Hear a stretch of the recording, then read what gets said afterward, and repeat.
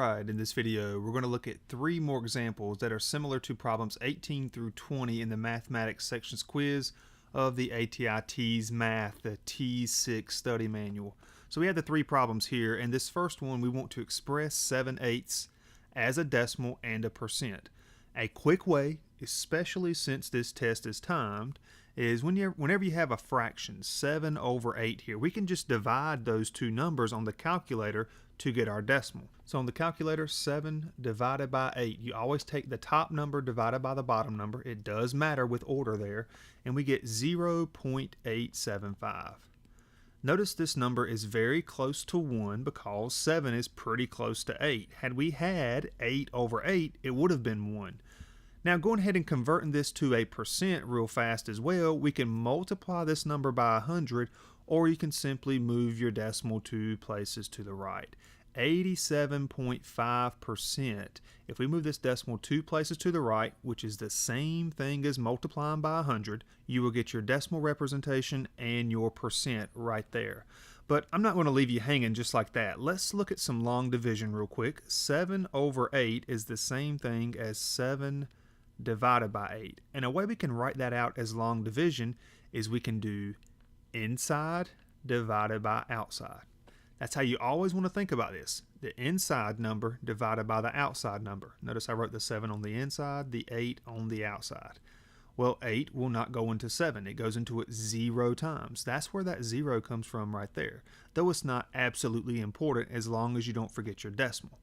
So 0 point something. Well, let's think of this as 70. Sure, this is not really 70, it's really 7.0, but I want you to think of it as being 70. The closest you can get to 70 by multiplying by 8 is 8 times 8. That gives you 64.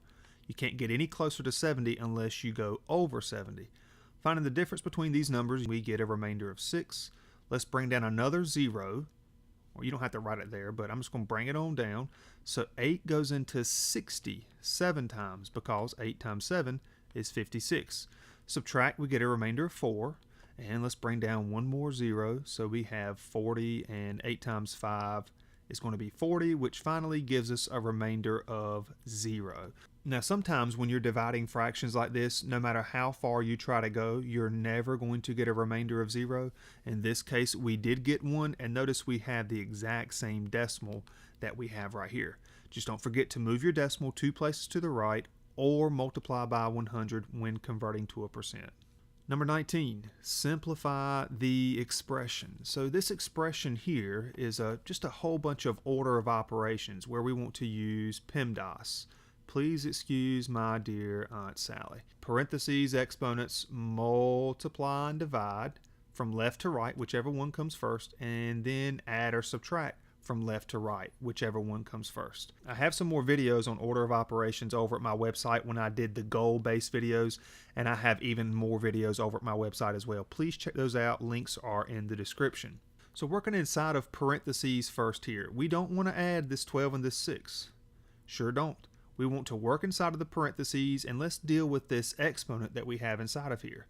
4 squared is not 8. 4 squared means 4 times 4, which gives you 16. Going to bring everything else down.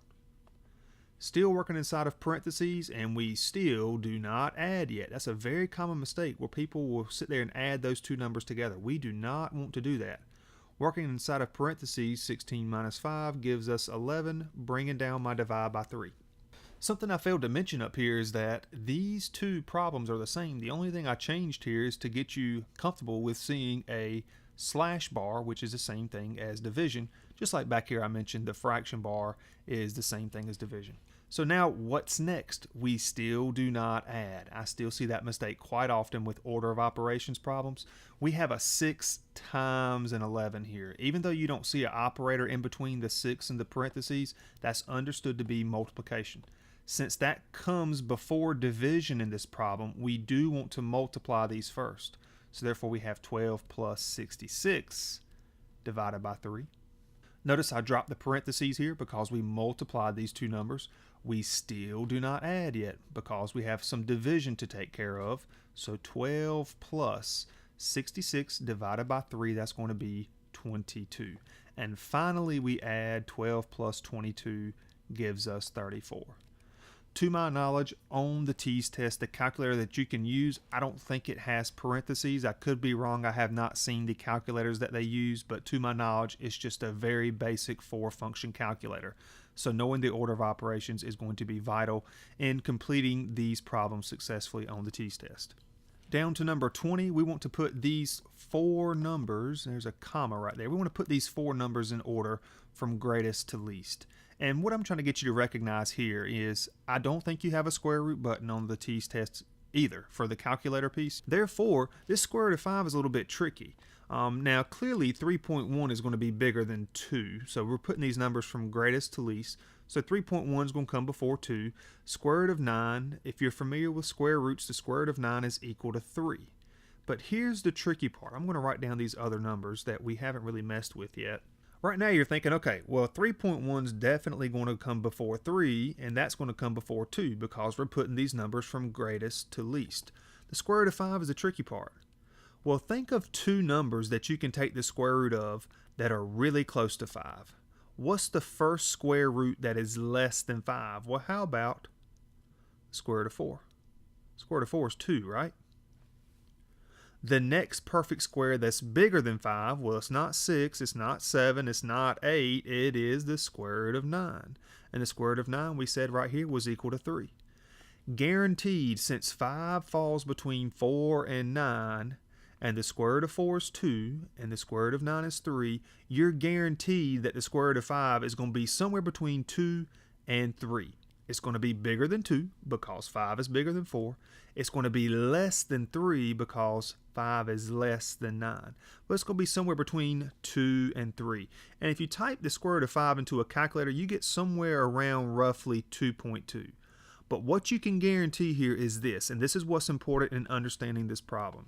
You can guarantee 3.1 is definitely going to be the biggest one. 3 is going to be the next biggest one. And the tricky part here is understanding the difference between these two. Now, 2.2 is bigger. The square root of 5 is bigger than 2 because the square root of 4 is equal to 2. So square root of 5 is going to be bigger. Therefore, that leaves our smallest number, our least number up here, is going to be 2. Now, just to match up with the initial problem, that 3 was initially the square root of 9, but again, they are the exact same number. So these are the 4 numbers listed from greatest to least. And there you have it, 3 examples of making sense of numbers: fractions, decimals, percents, order of operations, and then some tricks down here on helping you figure out square roots that are not pretty, like the square root of 5.